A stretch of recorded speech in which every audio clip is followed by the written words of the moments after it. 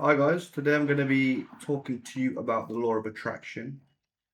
I think it's an important video to make as it's gaining in popularity. More and more people are talking about the law of attraction and manifesting, especially the younger generation. And I also fell into the trap. And the reason for this video is just to help everybody out. Um, and everybody's using the law of attraction to attain success or happiness or get closer to their desires. And if it's not true, it's just taking you further away. So let's take a look. Law of attraction, the idea that you can manifest what you want by getting in the correct vibration. Or many gurus have different ways of teaching this, whether it's incorporating the idea of parallel realities or some bogus concepts like quantum physics. Um, they mix it in however they wish, where the Bob Proctor talks about everything is vibration and you just have to get in the correct vibration to attract what you want. It's simply not true. And the reason why it's quite popular or people are kind of intrigued by this is because it does have elements of truth that man is part spiritual. We've all had certain coincidences or meaningful coincidences, synchronicities, or you've thought about somebody or something and it happens or they call. And this gives us the idea that there's something more going on, and which there is, but it doesn't mean that we can manifest what we want.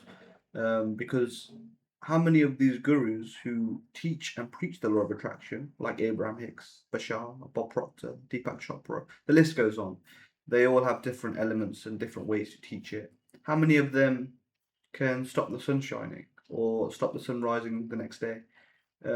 Yeah, I'm making crazy claims, but the claims they claim to preach are crazy. That we can manifest what we want. That there's a multiverse. That every reality is happening right now. We just need to get into the right vibration of it, and nothing's impossible.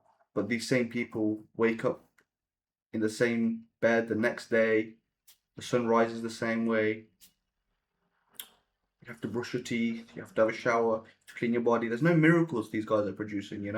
So what makes you think that you're gonna create some miracle in your life in the sense of you can just think it and it just happens?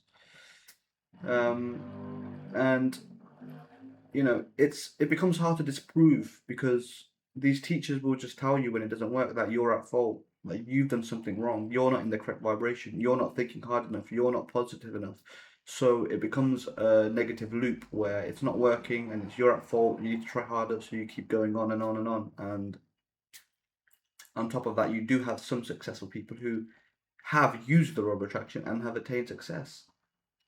Certain people like Conor McGregor. But what it fails to take into account is everybody has their own version of it, and it doesn't mean that he didn't work hard, go to the gym every day, put in the effort. So it's in spite of it that people have attained success, and we don't hear this many stories of people who have failed, who have used the law of attraction.